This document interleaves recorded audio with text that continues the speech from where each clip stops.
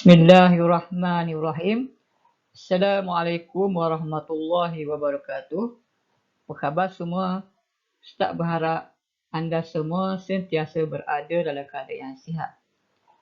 InsyaAllah, pada hari ini kita akan menyambung tajuk kita iaitu Haji dan Umrah bagi siri yang ketiga. Baiklah murid, ada 3 objektif pembelajaran kita pada hari ini. Yang pertama ialah menyatakan perbandingan haji dan umrah, iaitu apakah persamaan dan perbezaan di antara ibadat haji dan umrah. Yang kedua, menyatakan garis masa mengerjakan haji tamattu'. Baiklah murid-murid, jenis haji tamattu' ini insya-Allah Ustaz akan ceritakan di dalam tajuk pembelajaran kita pada hari ini. Yang ketiga, menerangkan hikmah haji dan umrah. Jom murid-murid, kita teruskan dengan pembelajaran kita pada hari ini. Standard pembelajaran 4.20.3 iaitu perbandingan haji dan umrah. Baiklah murid-murid, terdapat persamaan dan perbezaan di antara ibadat haji dan umrah. Yang pertama, Ustaz akan menceritakan berkaitan dengan persamaan. Apakah aspek-aspek persamaan di antara ibadat haji dan umrah? Yang pertama, daripada aspek perkara wajib, iaitu terdapat persamaan di antara perkara wajib haji dan umrah. Yang pertama ialah larangan ihram. Yang kedua, mempunyai miqat makani. Maksudnya, ibadat haji dan umrah ini terdapat tempat-tempat yang khas. Sebagaimana yang kita telah bincangkan sebelum ini, bagi melakukan niat ihram. Yang kedua, persamaan daripada aspek rukun, iaitu perkara yang wajib dilakukan. Sekiranya tidak dilakukan ataupun tertinggal, maka haji dan umrah pada tahun tersebut tidak sah dan perlu dilakukan pada tahun yang berikutnya. Iaitu yang pertama, melakukan tawaf ifadah. Apakah yang dimaksudkan dengan tawaf ifadah murid-murid? Tawaf ifadah ialah tawaf rukun. Yang kedua ialah sa'i, iaitu bagi ibadat haji dan umrah hendaklah melakukan sa'i ini. Dan yang ketiga ialah bercukur, iaitu menjadi rukun sama ada dalam ibadat haji maupun umrah. Seterusnya murid-murid, perbezaan di antara ibadat haji dengan umrah. Yang pertama dari aspek waktu. Bagi ibadat haji boleh dikerjakan pada bulan haji sahaja. Manakala bagi ibadat umrah pula ialah boleh dilakukan pada bila-bila masa sepanjang tahun. Perbezaan yang kedua ialah dari aspek rukun. Bagi ibadat haji, wajib melakukan wukuf. Manakala bagi ibadat umrah pula, tiada ibadat wukuf. Seterusnya murid-murid dari aspek perkara wajib. Sebagaimana yang Ustaz telah ceritakan sebelum ini, terdapat persamaan di antara perkara wajib haji dan umrah, iaitu melakukan niat ihram di miqat. Namun, terdapat juga perbezaan di antara perkara wajib haji dengan umrah. Yang pertama ialah melontar 7 anak batu pada ketiga-tiga jumrah. Yang kedua, bermalam di Muzdalifah. Yang ketiga, bermalam di Mina. Yang keempat, melontar 7 anak batu di Jamrah Kubra. Perkara wajib ini, 4 perkara ini tidak ada di dalam ibadat umrah. Jadi begitulah murid-murid perbezaan di antara ibadat haji dengan umrah ini. Terdapat 3 jenis haji, iaitu 3 cara mengerjakan haji. Yang pertama ialah ifrad, iaitu mengerjakan haji dahulu kemudian umrah pada tahun yang sama. Yang kedua, tamattu', iaitu mengerjakan umrah dahulu dalam bulan haji kemudian mengerjakan haji pada tahun yang sama. Yang ketiga, qiran, iaitu berniat mengerjakan haji dan umrah serentak.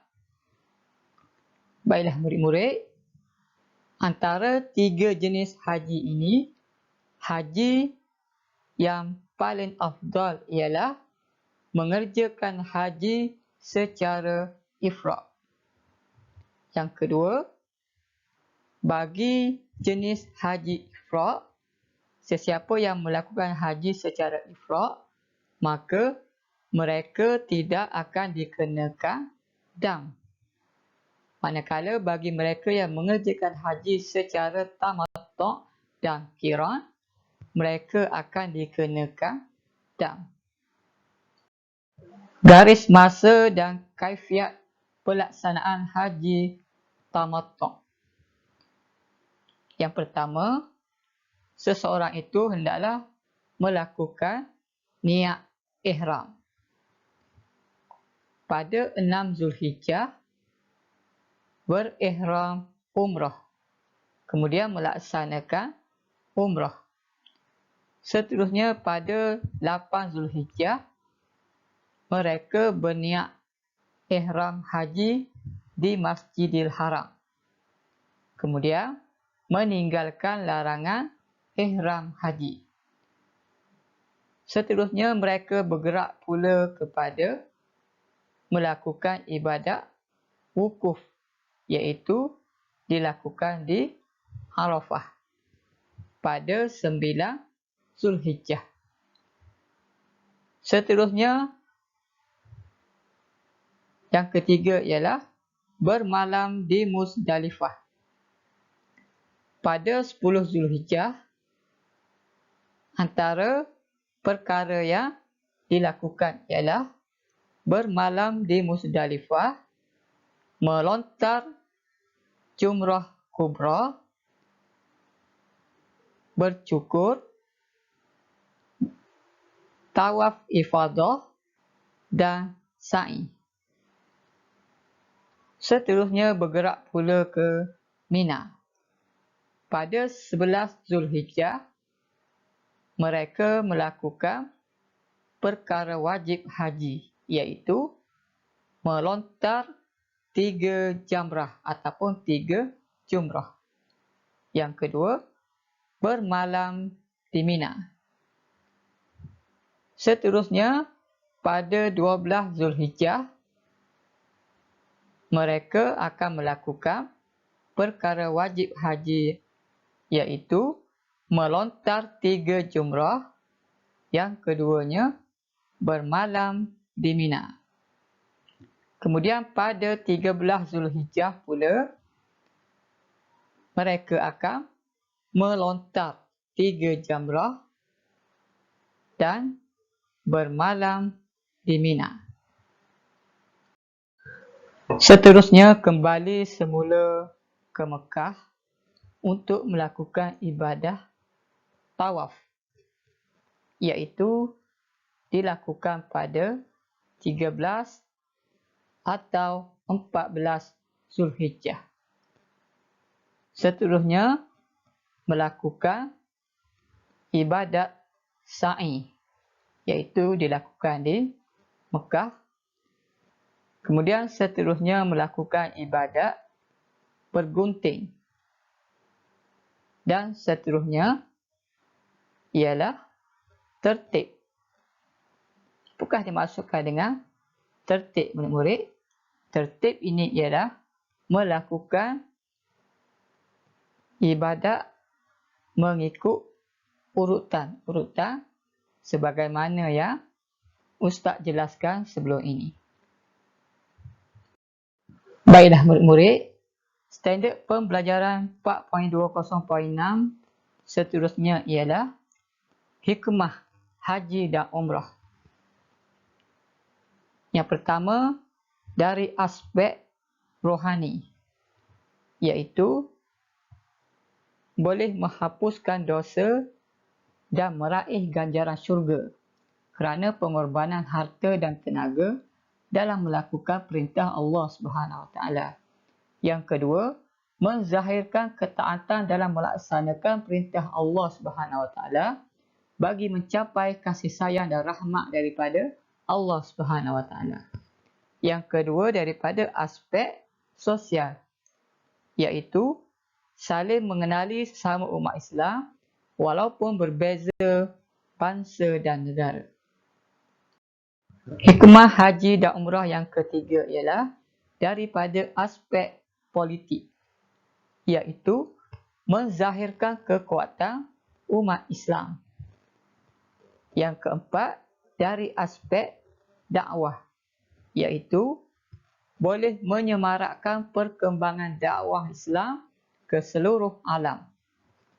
Dan yang kelima ialah dari aspek ekonomi. Bagaimana ya murid-murid? Iaitu yang pertama, boleh meningkatkan taraf hidup umat Islam dengan menabung dalam tabung haji supaya dana umat Islam meningkat. Jadi, sebagai umat Islam, kita semua hendaklah mempunyai azam untuk menabung dalam tabung haji ini supaya apabila sudah sampai masa kita dapat mengerjakan haji dan umrah ini apabila cukup keperluan dari aspek keuangan. Yang kedua, meningkatkan dana umat Islam dan mewujudkan sumber pendapatan baharu. Jadi begitulah murid-murid pembelajaran kita pada hari ini, iaitu merupakan siri yang ketiga di dalam tajuk Haji dan Umrah. Akhir kata, Ustaz berharap kita semua dapat menanamkan azam yang tinggi untuk menjadi tetamu Allah Subhanahu Wa Taala, iaitu mengerjakan haji dan umrah ini pada masa akan datang. Sekian. Assalamualaikum warahmatullahi wabarakatuh.